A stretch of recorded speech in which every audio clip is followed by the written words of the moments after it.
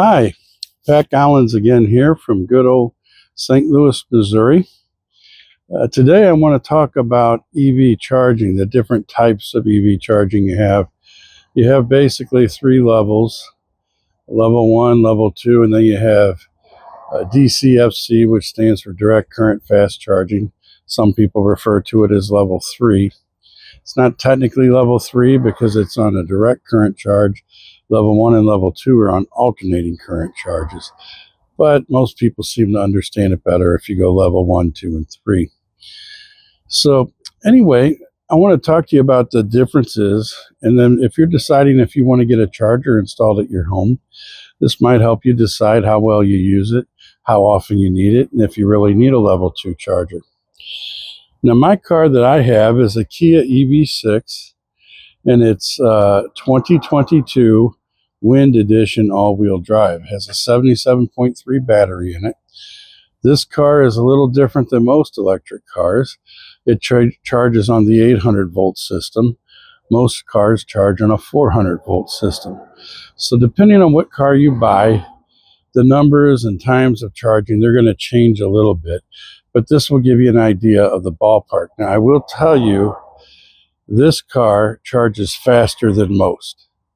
So a lot of these numbers I'm going to give you, most cars, especially for high-speed charging, are going to be a little bit longer. So I'll try to explain that as best I can. But anyway, you got level 1 charging. An example of a level 1 charger is this portable charger I have here. This is from EVGoer. I don't use it a whole lot. I like to keep this in my car just for emergencies. Right here at EVGoer. Yeah, you can read that. The reason I like this one is it does level 1 and level 2. It will do level 2 charging with this cord, but if I don't have it available, it does level 1 charging. Now, what is level 1 charging? It just plugs into a standard outlet, your 120 volt home receptacle. Typically, if it's in a garage, it's probably going to be a GFI receptacle, and it will charge your car. For example, we have one right here. See if this cord is long enough to make it.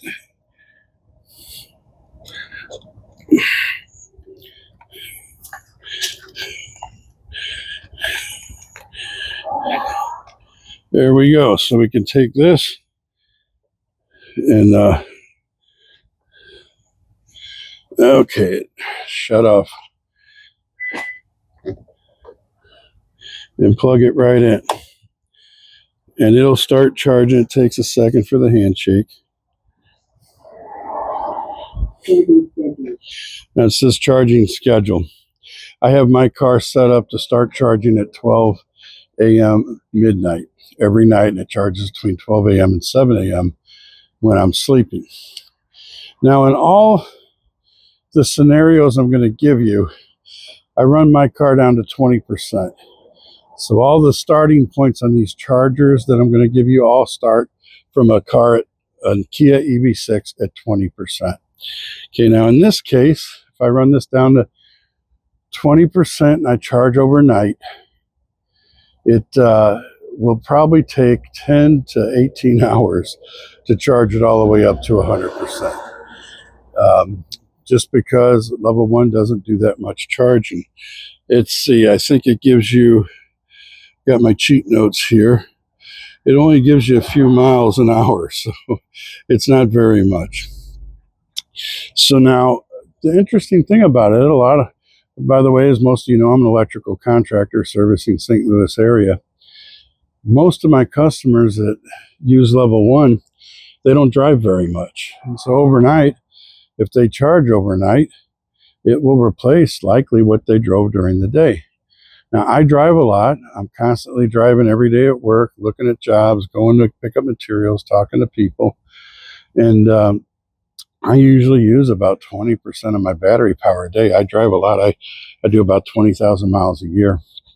What I have found, the level 1 charger, if I use 20% and I charge it all night, I won't charge it all the way up, but it'll come close to replacing that 20% that I have. So if that's good enough for you, you're not going to do any long road trips, which you could still do road trips. You just use high speed charging, and we'll get to that in a minute. For a lot of people, this works. Now, if you decide you don't want to do level 1 charging, you can go up to level 2 charging. Now this one has, if you had a receptacle for it, this one could do level 2 charging. I can't remember if this one does 40 amps or 32, but I believe it does 40 amps. So it will give you a little more charging. Now to do level 2, I'm going to unplug this. Okay, and this will just set off to the side for a minute.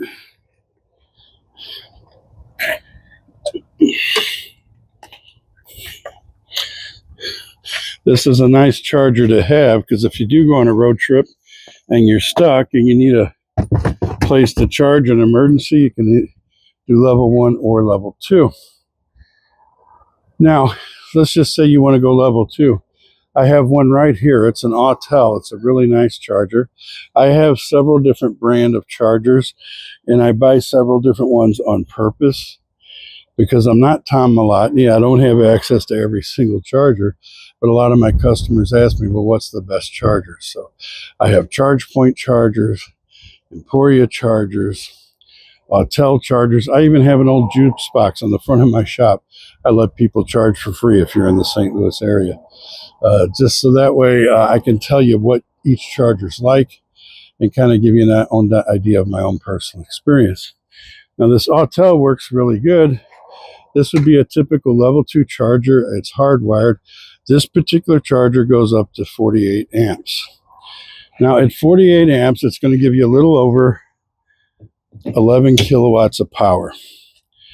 A 40 amp charger, for example, is going to be about 9.6 kilowatts of power, roughly, give or take. So now that one's set up to charge. Now these are a little faster.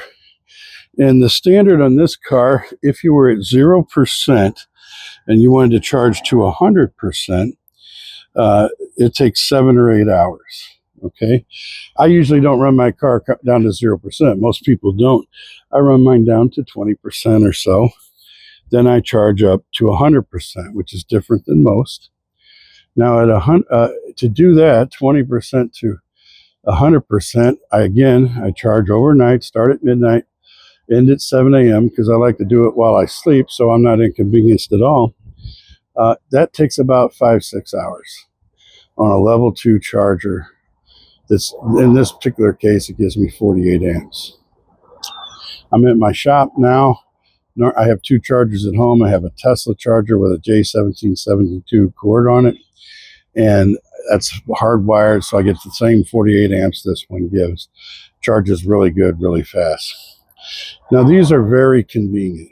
If you have one of these, I usually run my car down to about 20%. It takes me about a week. I get about 300-mile range on this car, and then I charge it all the way up to 100%. Most manufacturers are going to tell you to charge your battery to 80% every day, and they want you to charge every day to 80%. The difference I have, the manufacturer of this car, Kia, the only real instructions they give you is that they want you to charge this car up to 100% at least once a month. And they don't tell you anything else. So I usually charge it about 4 times a month up to 100%. I've had this car a little over 4 years, and that's the recipe that's been working really well for me. I do take it on road trips. I drive it just like any other car, and I don't have any problems with it. It works fantastic. I bought my car in 2022. I found out electric cars really are so much better in so many ways. I'll never go back to a gas car if I can help it. And having home charging is just so convenient. You don't ever think about going to a gas station or any kind of a fuel station. You just get up whenever you're ready, your car's good to go. My wife, for example, drives a Kia EV Niro, gets about 240-mile range on a full charge. She works 10 minutes from our home at a local grocery store here called Schnucks. Well, all she basically does is drive back and forth to work. When we're together, she prefers for me to drive, and I prefer to drive too. So she only charged her car once a month because it takes her that long to wear her car down very low. And then she does fine with that, and it works great. She could probably get by on a level 1 charger and just charge overnight, but I have 2 level 2 chargers at my home and a 3-car parking pad, so it's much more convenient for her to just charge with the level 2 charger. And again, we all charge overnight, midnight to 7 a.m., so it's while we're sleeping. We aren't inconvenienced at all. When you have an electric car and you have a home charger, it's a game changer. I mean, it makes it so easy. You just can't believe how much easy and how much less stressful it is. Don't have to worry about going out and getting gas, or like I like to send for my work trucks that use gas. I send them out to Sam's. You got to go out in the morning because after that it's so busy and the line's so long. You got to wait a long time to get a spot. So this, we don't have that. Normally I have an electric van that parks here, and this charger here will charge my e-Transit, and it does a great job. Every morning we get here, it's full charge, ready to go, goes out to work. It only has 150-mile range, but we rarely drive over 25. So we have a good little recipe here of charging overnight and then taking care of us. Now what though, if you don't have time or the ability to charge overnight? Well, then you get into what we call DCFC charging, direct current fast charging. A lot of people refer to it as level 3.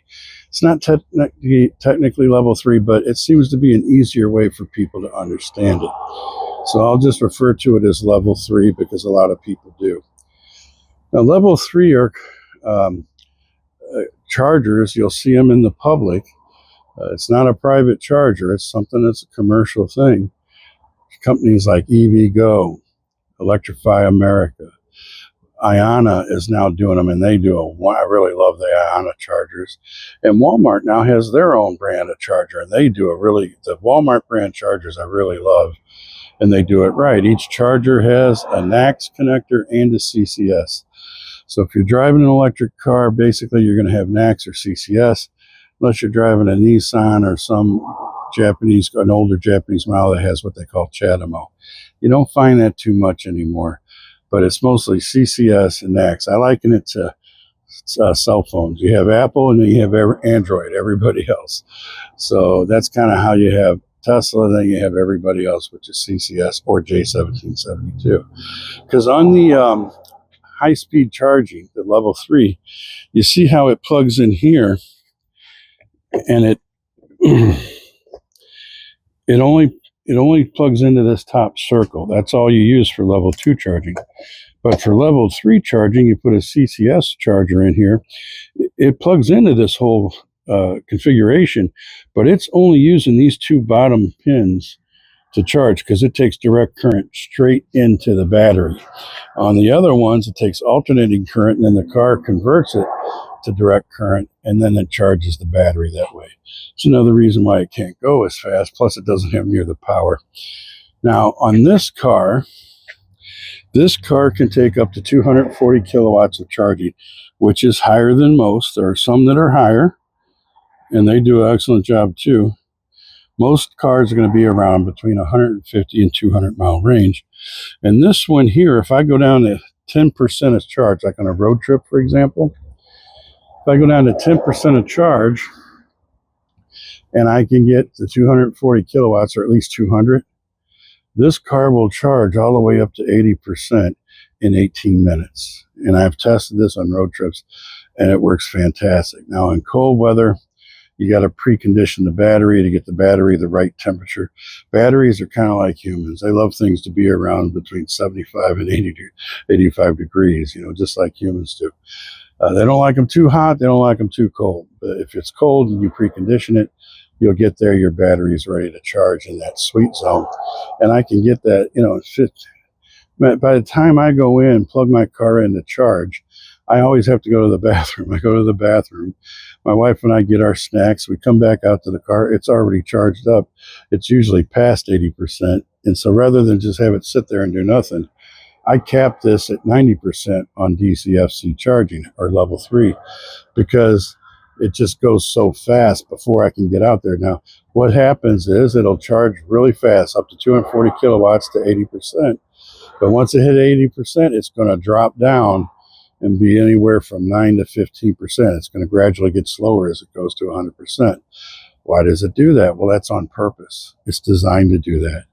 Because if you have 240 kilowatts of power filling your battery and you go all the way to 100%, then boom, you got to have somewhere for that energy to go. Once that battery's full, it's not taking any more power.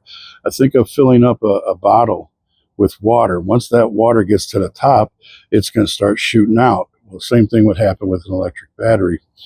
This way, by controlling the heat, controlling the power, they lower it down at 80%. So it'll go at a much slower rate, which is basically level 2 charging. So it might take another 30 minutes to get from 80% to 100%. This car could probably do it in 20, but that's why you only charge 80% when you go on road trips. You'll charge whatever.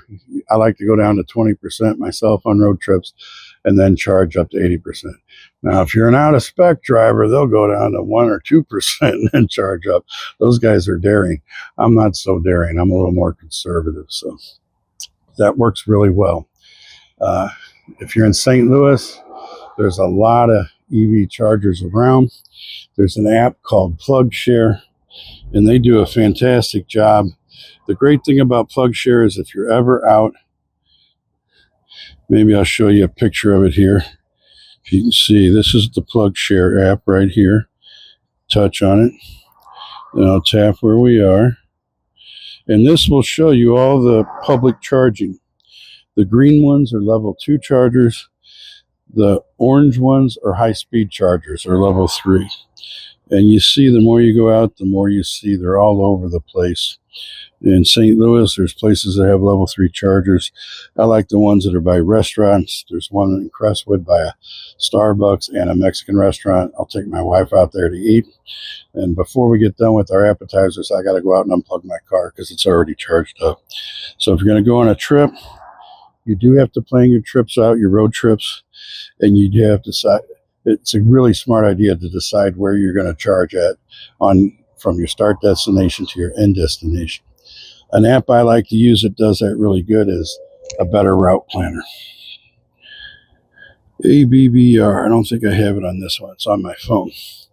But the great thing I love about a Better Route Planner is you tell it where you're going to start, you tell it where you're going to end. It calculates and I also tell it I want to get there at 20%. So it will calculate how far I can go and where to stop and charge. And it'll tell me what my battery will be at when I get there and what I have to charge to get to the next battery. Now, I generally find, like if I say I want to get there at 20%, and it tells me my battery will be at 20%, it kind of overcompensates a little bit because I'll get there and I'll actually have like 24%. So I kind of like that. I don't like pushing it to the limit. The out-of-spec people have no fear. They don't mind that, but I'm not so daring. So those are, you have it there, the DCFC level 2 and level 1 charging.